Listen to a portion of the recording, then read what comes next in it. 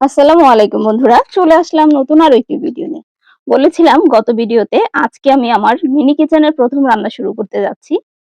আর আজকে আমি শুরু করছি পায়েস দিয়ে। তো পায়েসের জন্য কি কি সরঞ্জাম নিয়েছি সেটাই আপনাদের সাথে আগে শেয়ার করছি।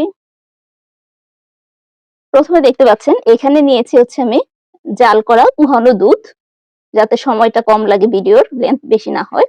এখানে নিয়েছি চিনি আর হচ্ছে এলাচ। এখানে নিয়ে হচ্ছে গুঁড়া দুধ। সেই সাথে হচ্ছে পায়েস রান্নার জন্য এখানে হচ্ছে ভেজানো চাল। আর চালগুলি একটু আধ ভাঙ্গা করার জন্য আমি এখানে পিঁড়ে আর বেলনা নিয়েছি। আর এখানে দেখতে পাচ্ছেন আমি এখানে হচ্ছে গ্যাস স্টোভ নিয়েছি। তো চলুন বন্ধুরা রান্নাটা শুরু করি। তো গ্যাসটা ধরিয়ে দিলাম, এবার হচ্ছে প্যানটা বসিয়ে দিচ্ছি। দুধটা হতে থাকুক। তো দেখতে পাচ্ছেন বন্ধুরা দুধটা গরম হয়ে এসছে। আমি এর মধ্যে হচ্ছে চালটাকে একটু আধ ভাঙ্গা করে নিচ্ছি। আমার যতটা চাল লাগবে আমি ঠিক ততটাই নিব। এখানে চাল ভালো করে ধুয়ে তারপর হচ্ছে নেওয়া আছে। চালটা যতটা সম্ভব একটু গুঁড়ো করে নিচ্ছি, মানে পুরো গুঁড়ো না, জাস্ট একটু আধ ভাঙ্গা করে নিচ্ছি। আপনাদের কেমন লাগছে ভিডিওটা অবশ্যই কমেন্টে লিখে জানাবেন। আর আপনারা কোন ধরনের রান্না বা কোন ধরনের রেসিপি দেখতে চান আমার এই মিনি কিচেনে, সেটাও কিন্তু অবশ্যই কমেন্টে জানাবেন। আর কে কোথা থেকে দেখছেন সেটাও কিন্তু কমেন্টে লিখতে ভুলবেন না। দুধ দেখতে পাচ্ছেন গরম হয়ে আসছে। আমি আগে থেকে একটু ঘন করে নিয়েছিলাম।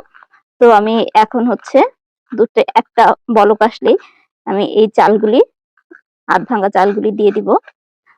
দুধে বলক চলে আসছে।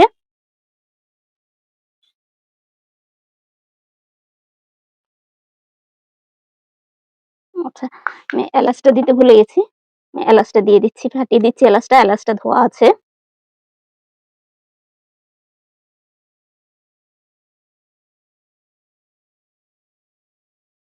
সেই সাথে হচ্ছে চালটা দিয়ে দিচ্ছি।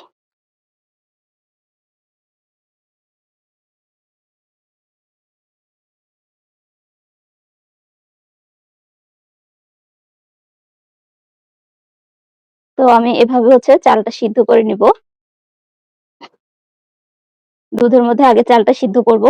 চিনিটা আমি পরে দিব, কারণ চিনি দিলে চালটা সিদ্ধ হবে না, সিদ্ধ হতে একটু দেরি হবে। তাই আমি আগে দুধের মধ্যে হচ্ছে চালটা সিদ্ধ করে নিচ্ছি। তো বন্ধুরা দেখতে পাচ্ছেন আমি আপনাদের আগেই বলেছিলাম যে আমি চিনি নিয়েছি। এই যে চিনি দিয়ে দিচ্ছি, যে তোমার চালটা সিদ্ধ হয়ে গেছে। আমি এখানে প্রায় 3.5 চামচের মতো চিনি দিলাম। যে যেমন মিষ্টি খায় সেরকমই দিব। তো চিনির কাঁচা গন্ধ আর চিনির পানিটা শুকাতে যতক্ষণ লাগে ততক্ষণই রাখবো। আর এর মধ্যে হচ্ছে আমি এলাচটা তুলে নিব। এলাচের ফ্লেভার যেহেতু এসে গেছে, যেন পরে থাকলে এটা খেতে বিরক্ত লাগবে। আমাদের চিনির পানিটা শুকিয়ে গেছে। এখন আমি দিয়ে দিচ্ছি এর সাথে হচ্ছে টেস্টের জন্য 2 চামচ গুঁড়া দুধ।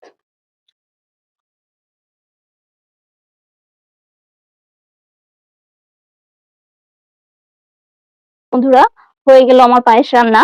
আমার এই মিনি কিচেনের প্রথম দিনের পায়েস রান্না হয়ে গেল। দেখতে পাচ্ছেন খুবই সুন্দর হচ্ছে। এর চেয়ে বেশি যদি আমি ঘন করি তাহলে বেশি ঘন হয়ে যাবে। এটা ঠান্ডা হলে আরেকটু ঘন হয়ে যাবে। তো আমার রান্নাটা আমি তুলে নিচ্ছি। গ্যাসটা অফ করে দিলাম। বন্ধুরা দেখতে পাচ্ছেন কতটা সুন্দর হয়েছে আমার এই পায়েস রান্না। আপনারা ফ্লেভারটা পাচ্ছেন না, আমি যেহেতু ফ্লেভারটা পাচ্ছি তাই বলছি খুবই সুন্দর হয়েছে। আমি আপনাদের পরিবেশন করে দেখাচ্ছি। তো বন্ধুরা আমি হচ্ছে কিছু কিশমিশ আর কিছু হচ্ছে কাঠবাদাম দিয়ে সাজিয়ে দিচ্ছি। দেখতে কেমন হয়েছে অবশ্যই কমেন্ট করে জানাবেন। এই তো বন্ধুরা হয়ে গেল আমার সুন্দর নতুন চুলায় এবং নতুন রান্নাঘরে সুন্দর হচ্ছে পায়েস। খুবই টেস্টি হয়েছে। আমি হচ্ছে অফ ক্যামেরায় কিছুটা টেস্ট করে দেখেছি, আমার কাছে বেশ ভালো লেগেছে। দেখতেই পেয়েছেন আমি খুব সুন্দর করে হচ্ছে ঘন দুধ দিয়ে সে সাথে পাউডার দুধ দিয়ে রান্নাটা করেছি। তো কেমন লাগলো বন্ধুরা অবশ্যই কমেন্টে লিখে জানাবেন। আর এই ধরনের রান্না দেখতে চাইলে বা কোনো ধরনের রান্না বা রেসিপি দেখতে চাইলে অবশ্যই আমার মিনি কিচেনে কমেন্ট করবেন। তো বন্ধুরা দেখিয়ে দিলাম কাছ থেকে আমার মিনি কিচেনের ফাইনাল পায়েসের লুক। তো কেমন লাগছে অবশ্যই কমেন্ট করে জানাবেন। তাহলে বন্ধুরা আজকের ভিডিওটা এখানেই শেষ করছি। আল্লাহ হাফেজ।